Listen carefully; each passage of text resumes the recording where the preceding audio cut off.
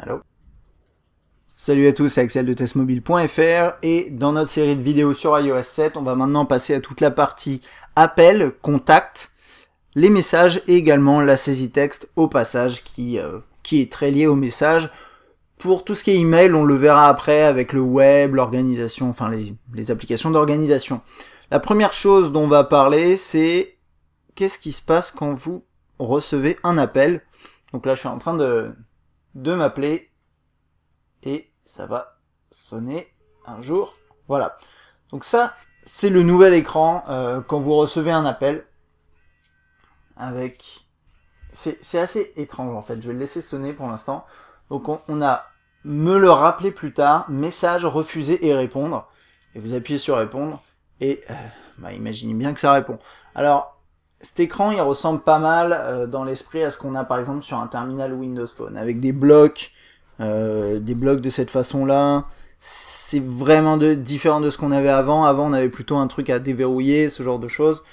Non, ça c'est quand vous êtes, il me semble, quand vous êtes sur l'écran déverrouillage, et après sinon vous pouvez appuyer sur des boutons. En fait, c'est juste que petit à petit, dans iOS, enfin petit à petit, ça s'est passé de manière radicale, donc pas petit à petit, mais vous avez deux choses qui ont disparu. Enfin, une chose qui est disparue et qui a été remplacée par deux éléments, c'est tout ce qui est bouton bien en relief. Ça a été remplacé par soit juste du texte simple, des caractères, et vous appuyez dessus, soit des blocs rectangles, des carrés, des trucs comme ça. Et donc là, on l'a vu, par exemple, quand vous recevez un appel, vous pouvez dire de rappeler plus tard, vous pouvez envoyer un message, vous pouvez refuser l'appel et vous pouvez décrocher. Vous avez toutes les informations sur la personne qui s'affichent juste au-dessus. Donc ça, c'est pour quand on reçoit un appel.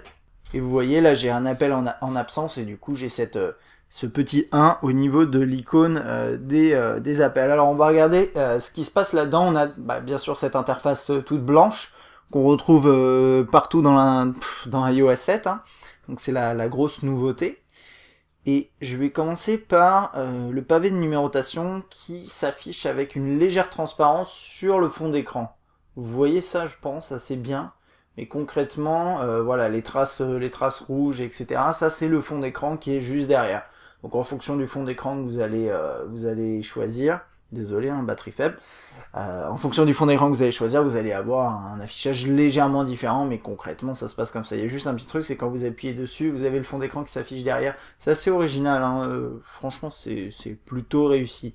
Vous commencez à composer un numéro, vous avez non pas forcément des propositions qui s'affichent, mais vous avez le nom du contact qui s'affiche. Et là j'ai fait 1, 2, 3, il me dit il y a le répondeur ou 10 autres portables apparemment. Je peux appeler, donc ça s'affiche de cette façon-là, répondeur ou 10 autres. Alors ça, je trouve ça drôle parce qu'il dit que j'appelle potentiellement 10 autres personnes en même temps. Pour gérer vos options. Le haut-parleur, on peut couper le micro, réactiver le pavé, afficher les contacts, basculer en FaceTime ou mettre un nouvel appel si vous voulez rajouter quelqu'un dans la conversation. Ça, c'est des options qu'on avait déjà avant, c'est juste organisé et affiché différemment. Côté favoris, vous les ajoutez en faisant plus. Ils s'affichent de cette façon-là, avec des icônes rondes pour l'avatar. Donc là, par exemple, ça c'est moi. Je peux appeler la personne assez rapidement en appuyant sur lui. Ensuite, après, vous avez le journal des appels. Alors là-dedans, c'est assez classique. Hein. Vous avez le nom du contact, donc là par exemple un répondeur, qui me dit que c'est son portable, et vous avez une petite icône à gauche qui vous indique si c'est un appel manqué, si c'est un appel reçu, si c'est un appel émis, ce genre de choses. Donc là, voilà, c'est comme ça que ça s'affiche. Si vous faites ça, vous allez avoir les informations sur l'appel en question. Donc par exemple aujourd'hui, appel sortant de 7 secondes, ce genre de truc. Vous pouvez bloquer l'appelant, lui envoyer un message, envoyer la fiche du contact à quelqu'un et l'ajouter aux favoris. Et vous avez les appels manqués regroupés ici. Donc là, ici, les appels manqués sont en rouge. Et là, vous pouvez les trier de cette façon-là avec voilà, ces nouveaux types de boutons qui sont dans iOS 7 maintenant. Vous faites modifier, vous avez ça qui s'affiche avec la possibilité de supprimer des entrées dans le journal. Donc là, par exemple, comme ça, et vous appuyez sur supprimer. Petit truc que j'ai remarqué, c'est que ça marche pas toujours très bien. Donc, ça va dépendre, mais il faut vraiment appuyer au bon endroit, pile au bon endroit. Et d'ailleurs, il y a un petit bug, c'est un détail, hein, mais vous voyez la petite barre blanche qui s'est ajoutée. Voilà, ça c'est un petit bug. Je sais pas ce que ça signifie, mais bon, voilà. Et donc ça donne ça, hein, quand vous appuyez, il y a ça qui s'affiche. Et quand vous la ramenez, en fait, vous avez ce petit bug là qui s'affiche partout. C'est très étrange. Et pour être honnête, c'est très étrange parce que là, je voulais en fait vous montrer un bug que j'ai constaté, qui est que en dessous finalement de 2 entrées là, ça devenait totalement impossible de faire disparaître ces éléments là. Il y a genre ce matin quand j'ai essayé d'appuyer ici, ah bah attendez, qu'est-ce qui se passe? Il m'enlève la petite, je sais pas si vous voyez. C'est des comportements bizarres. Donc là j'appuie là, ça marche, ok. Ouais, je sais pas. Écoutez, moi je comprends pas toujours comme ça. Pourquoi parfois ça marche, parfois il y a des petits bugs tactiles, il y a des bugs d'affichage aussi. C'est encore un peu aléatoire, oubliez pas que c'est une bêta. Mais bon, en tout cas le journal, il s'affiche comme un journal, ça fonctionne assez bien. Et vous voyez, vous avez vraiment 2 types d'interactions maintenant, hein. Là-haut, on a les 2 boutons là comme ça qui sont des petits rectangles, et vous avez aussi le texte brut de cette façon-là pour les options de modification, pour dire OK, pour faire effacer, ce genre de choses. Donc ça va falloir juste s'y habituer, mais en soi c'est pas tout à fait mauvais. Alors je vais vous montrer rapidement les contacts. Le seul problème c'est que je vais devoir pas mal flouter parce que c'est mes vrais contacts. Donc désolé hein, par avance, hein, c'est pas très clair, mais bon, j'ai pas trop le choix. Et là je voulais vous montrer au passage un petit bug, alors que vous voyez peut-être pas très bien à cause du flou, mais en gros l'espace blanc qu'il y a au-dessus, c'est pas volontaire, hein. C'est un petit bug qu'il y a avec les contacts, où en gros il va insérer un espace blanc, et la barre A, elle se retrouve ici, avec la lettre A, et les lettres en fait commencent ici. Donc là, ma solution que j'ai trouvée, hein, c'est tout simplement de fermer les contacts et de les rouvrir. Et normalement, ça s'affiche bien maintenant. Donc en haut, vous avez votre numéro de téléphone qui s'affiche. Vous avez tous vos contacts qui s'affichent en dessous. Hein, que vous voyez pas là, je suis désolé, mais il y a les contacts. Vous avez les lettres ici sur la droite. Mais vous n'avez pas la lettre qui s'affiche sur le côté. Donc en fait, vous naviguez sans savoir à peu près où vous êtes. Bon, mis à part les lettres sur le côté. Et vous pouvez ici rajouter un contact, très facilement, ajouter une photo, prénom, nom, société. Et vous avez la recherche. Et la recherche, ça fait partie des éléments où je trouve que, d'un point de vue tactile, c'est pas forcément super simple. Faut vraiment appuyer un peu, bon là c'est peut-être parce que, faut appuyer vraiment en bas du champ.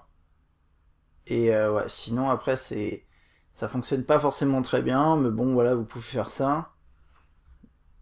Hop, et vous accédez à un contact. Alors sur une fiche de contact, bah ça c'est assez classique, hein. Vous avez le nom, le numéro de téléphone, vous pouvez faire du FaceTime, vous avez le domicile, et vous pouvez avoir d'autres informations, hein, en fonction du contact que vous avez. Et je pense que c'est tout pour les contacts, hein. Vous n'avez pas spécialement d'intégration sociale ou quoi que ce soit. C'est pas quelque chose qu'on trouve là-dedans, dans iOS de toute façon. Et je pense que c'est tout. Le dernier élément, c'est la messagerie. Alors la messagerie, voilà, là je vous l'ai montré, c'est très aléatoire, mais là il y a un petit bug d'affichage que vous voyez peut-être pas très bien, mais en gros inconnu et un peu trop haut, et puis là il y a des textes qui se chevauchent, ce genre de trucs, c'est des détails, pour l'instant c'est encore une fois de la bêta, mais c'est vrai que ça c'est des petits trucs qui font qu'aujourd'hui ça vaut peut-être pas le coup vraiment d'installer le truc. Et puis là vous pouvez faire modifier et supprimer, et là d'ailleurs c'est écrit en anglais. C'est pas grave, mais c'est écrit en anglais. Et là on peut accéder normalement au message supprimé, mais je comprends pas pourquoi je peux pas. Il y a une petite flèche là avec écrit 2, donc a priori ça signifie que je peux y accéder, mais ça ne marche pas. Donc je ne sais pas si c'est ça par contre, si c'est normal. Mais donc là en tout cas voilà, vous avez votre messagerie vocale visuelle de cette façon là. Et ça fonctionne bien, c'est juste l'affichage qui est un peu buggé. On va finir avec les messages et la saisie de texte. Donc les messages SMS, MMS bien sûr, qui s'affichent de cette façon-là, donc par contact et par conversation. Donc chaque entrée est une conversation par contact, c'est classique, c'est quelque chose qu'on avait dès les débuts d'iOS, qui a évolué au fil du temps et qui maintenant s'affiche de cette façon-là et qu'on retrouve sur la majorité des smartphones aujourd'hui. Donc c'est un système de conversation classique. Vous avez modifié ici qui permet de supprimer des conversations en cours. Vous pouvez commencer un nouveau message ici. On regardera ça un tout petit peu après. Enfin bon. Et là vous avez vos messages qui s'affichent. Je vais rentrer dans celui-là. Hop, voilà. Donc, qu'est-ce qu'on a ici? Si j'appuie sur contact, je vais me retrouver sur les informations du contact. C'est ce qu'on avait, il me semble, avant en appuyant sur le nom du contact en haut, mais ça, je suis pas tout à fait sûr. Normalement, d'ailleurs, en haut, quand vous étiez dans une discussion, tout en haut, vous aviez écrit message et appeler. Là, vous l'avez pu. Quand vous appuyez sur le nom du contact, il se passe rien. Il faut aller dans contact et appeler. C'est pas forcément pratique, mais bon, voilà. Je cherchais autre chose. Est-ce qu'il y a un moyen de revenir en haut dans une liste? Et j'ai pas l'impression, quand j'appuie en haut il se passe rien, quand j'appuie là comme ça il se passe rien.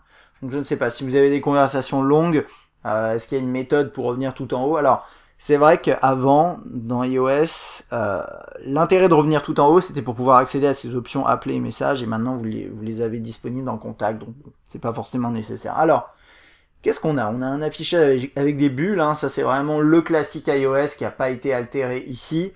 Ça, c'est les messages de mon contact, ça c'est mes messages en vert avec un dégradé. Et c'est assez étrange parce que là on le voit pas très bien et je vais essayer de vous montrer ça très rapidement. Mais en gros, hop, ça va être un message pas très intéressant.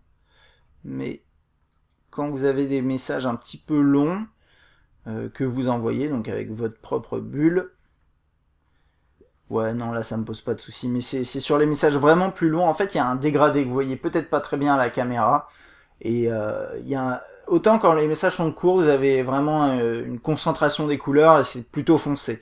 Là vous voyez peut-être sur le haut c'est légèrement plus clair. En fait sur les messages vraiment plus longs le haut devient peut-être trop clair, et du coup avec la typo blanche c'est pas, je trouve ça pas excellent au niveau lisibilité. C'est pas impossible de lire, loin de là, mais c'est juste, je trouve pas excellent. Voilà. Donc ça, c'était juste une petite remarque comme ça. Vous avez des petits effets élastiques là qui sont assez sympathiques. Vous pouvez rester appuyé sur un message et attendez, je vais essayer de. Mais comment ça se fait? Normalement, je peux le supprimer. Là, il veut juste que je sélectionne le texte. Pardon. Désolé, il fallait faire plus. Et là, je peux sélectionner différents messages et en supprimer un. Je sais pas, je vais supprimer celui-là. Voilà. Toc, supprimer le message. Et il y a cette fameuse icône tout à fait obscure ici. C'est pour AirDrop normalement. Ah, attendez. Ça, c'est intéressant. Il me semble que c'est l'icône normalement qui est utilisée sur le web avec AirDrop, mais je pense que ça veut simplement dire transférer. Voilà. Bon, désolé, là-dessus je découvre aussi. Et là j'ai un MMS. Et je peux juste, ouais, ça c'est bizarre ça. Ça c'est un truc qui est un peu étrange, ouais. Normalement, dans les MMS, voilà, on peut l'ouvrir et zoomer dedans, dézoomer, ok, très bien. Et là, cette icône, maintenant, c'est pour AirDrop. Mais AirDrop est partagé. Ok, très bien. C'est une icône vraiment qui signifie plus utiliser l'élément et en faire quelque chose. Puisque vous voyez, vous avez aussi imprimé, etc. Je sais pas. Moi, au niveau des icônes, je suis pas forcément un grand fan des nouveaux éléments. Mais bon, voilà. Que dire de plus? C'est à peu près tout pour les messages, hein. Je pense que ça marche bien, hein. C'est simple. Là, on peut transformer un SMS en MMS en ajoutant une photo ou en prenant une photo qui est existante.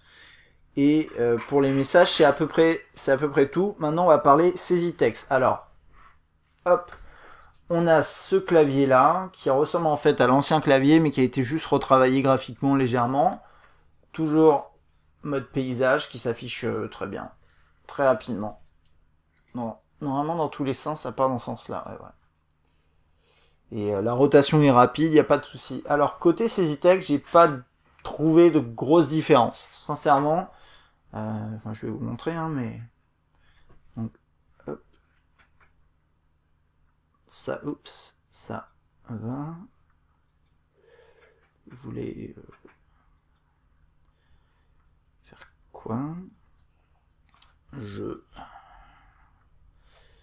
Donc, oups. Ouais, là, attendez, il y a un truc bizarre, ça.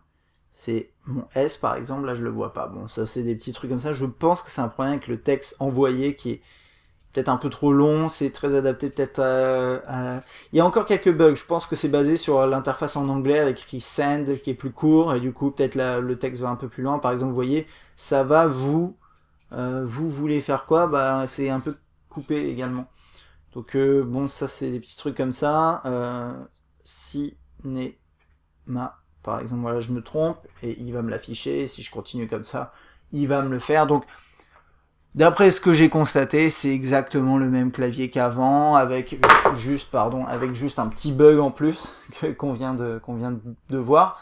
Mais sinon, c'est le même clavier qu'avant, qui marche donc toujours aussi bien. C'est-à-dire que moi je trouve que le clavier d'iOS il a toujours été très réactif. Je sais pas.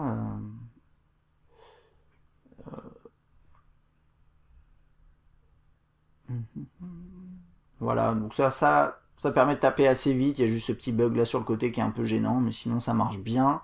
Vous avez également la possibilité de saisir du texte avec la voix. J'ai l'impression qu'il s'est lancé un peu tard, donc ça va peut-être pas très bien marcher. Il a écrit quoi avec la voix? Oui, bon, très bien, ça marche bien.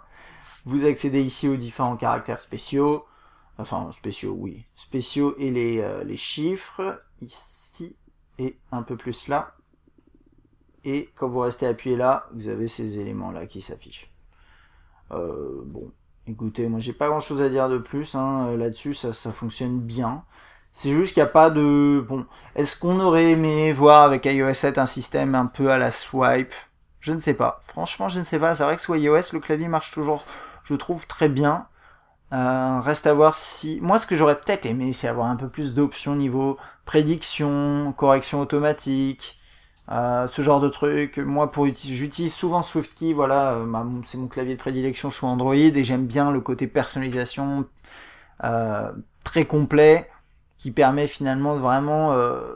par exemple, il y a certaines corrections qui vous plaisent pas, bah, vous pouvez petit à petit les faire disparaître, alors que là, bah, c'est un peu différent. Donc je sais pas, pour moi c'est un bon clavier, j'aurais peut-être aimé un petit peu plus d'innovation, mais le clavier dans iOS reste excellent, et c'est le principal, on va dire. Donc je pense avoir fait à peu près le tour, cette fois pour cette vidéo iOS 7 spécial appel, contact, message et saisie texte. J'ai pas parlé de qualité du son, etc. en appel, mais ça change pas grand chose, hein. C'est toujours le même, ça dépend après du terminal, la réception dépendra aussi du terminal. Mais en tout cas là par exemple sur l'iPhone 5 j'ai pas constaté de problème particulier depuis qu'on est passé sous iOS 7, même dans cette version bêta. Si vous avez des questions, des remarques, des suggestions, n'importe quoi, n'hésitez pas à laisser un commentaire, et moi je vous dis à bientôt pour une prochaine vidéo sur iOS 7.